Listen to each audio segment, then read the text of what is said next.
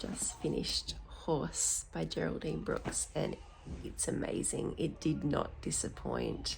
It is so fabulous. It is about a racehorse, and it follows the history of this American racehorse, and at the same time, noisy cockatoo, and at the same time it follows a painting of the same horse but in the present day. So there's two parallel kind of storylines going on.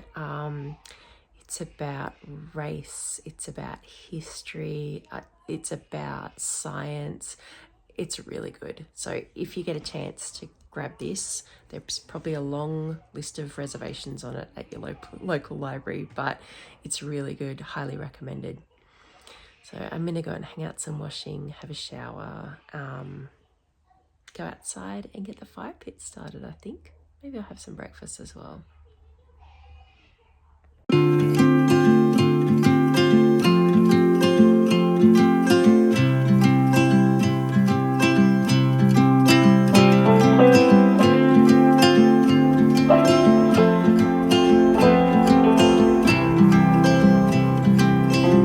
If I could hear my father's voice, he would tell me to move on.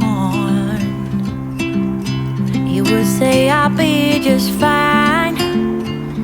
Yeah, he would tell me we have time, time to laugh and time to heal. Our favorite song is on repeat, drinking wine until the dawn, knowing soon we'll be back home. Ooh,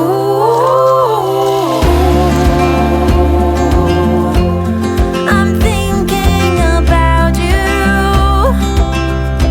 Ooh, I'm wishing that you knew.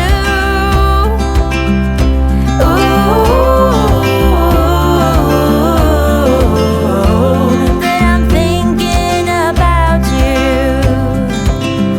I see that smile on your face. You told me about the hidden place, something in the atmosphere. You're always here, you always here. Time to laugh and time to heal. My favorite song is on repeat, drinking wine until the dawn, knowing soon we'll be back home. Ooh, I'm thinking about you.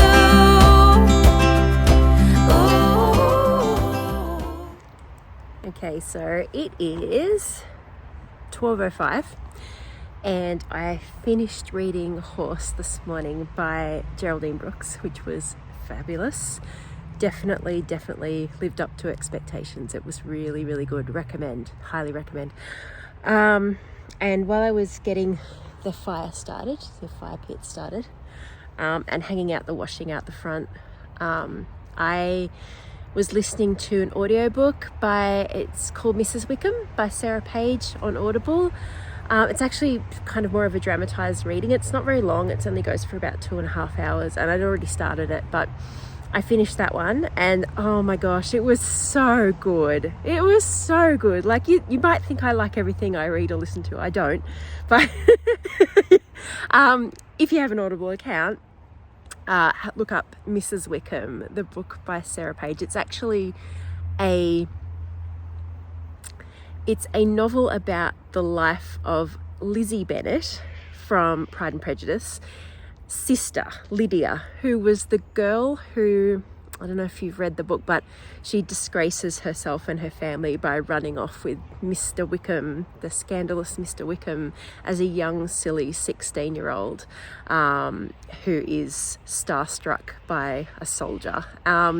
So she's portrayed as very giggly and immature by Jane Austen in the book, but Mrs. Wickham the book by Sarah Page gives Lydia's story a bit of a different spin, and it kind of tells of what happens after she and Wickham run off and get married and how their life turns out. And gee, it was good. Gee, it's a good book. Like, I really recommend listening to that one. It was really entertaining. It's performed really, really well. Yeah, I really liked it. I laughed a lot too. It's funny. It's quite funny. It's lighthearted. It's not too taxing. So if you've got a short time, it's only about 2.5 hours. So if you've got a short time, have a listen. It's really good. So I'm out by the fire pit now on my chair. I've got Bluebell hassling me with a stick. I've made my coffee and I'm just about to start Unforgiven by Sarah Barry. I don't read a lot of mysteries or thrillers, but this was recommended by one of my colleagues, Tracy, at the library. So and pretty much everything she's recommended, she reads a lot of thrillers and mysteries, and pretty much everything she's recommended I've enjoyed. So she does good recommendations. So she said to read this one, so I've got this one and I'm going to start it now while I'm sitting out here in the fire. What a beautiful autumn day we're having here. It's just stunning. It's so still. There's not a breeze in the sky. It's perfectly blue. And I don't have a lot of deciduous trees in my backyard, so I don't have a lot of orange leaves, but it feels like autumn. You know, the light is kind of lower, the shadows are longer because the sun's a bit lower in the sky over there. It does feel like autumn, definitely.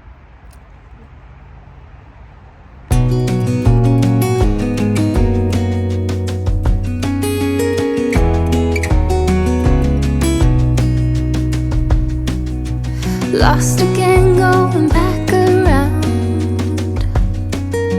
dreaming of a time when I get things right. Lost in the shadows of a million stars. Shouldn't they enlighten my near and far? Shouldn't they at all just tell me where you are? Send a prayer if I'm out of luck. Send a little love and I'll make it back. Send me a letter and a bottle of wine, telling me I will be fine. Baby, I'm stuck with a halfway heart. Slip away if I come too far. Pick me up when I'm in pieces. Oh, that halfway heart of mine is a rolling stone. Make me roll right home. Halfway hard, halfway hard. Sing to me if I lose my voice. Said I better root. So it is 1:10. I'm up to chapter 3, I think, of my book, and I've just come inside to grab some lunch. I've made a sweet potato that I roasted last night with, I've put natural coconut yogurt on it instead of sour cream, and some sweet chili sauce. And I'm also soaking some corn in water, ready to go out on the fire. Pieces, oh, that halfway heart of mine is a rolling stone. Make me roll right home. Baby, I'm stuck with a halfway heart. Slip away if I come too far. Pick me up when I'm in pieces. Oh, that halfway heart of mine is a rolling stone. Make me roll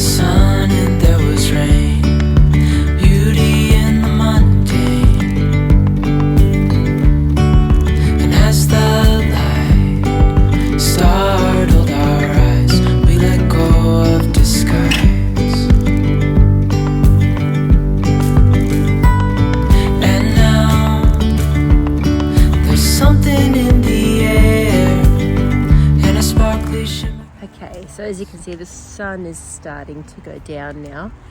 It's starting to get a little bit cold, so it's about 5 o'clock and I think I should probably go inside and start organising some dinner for the kids and stuff.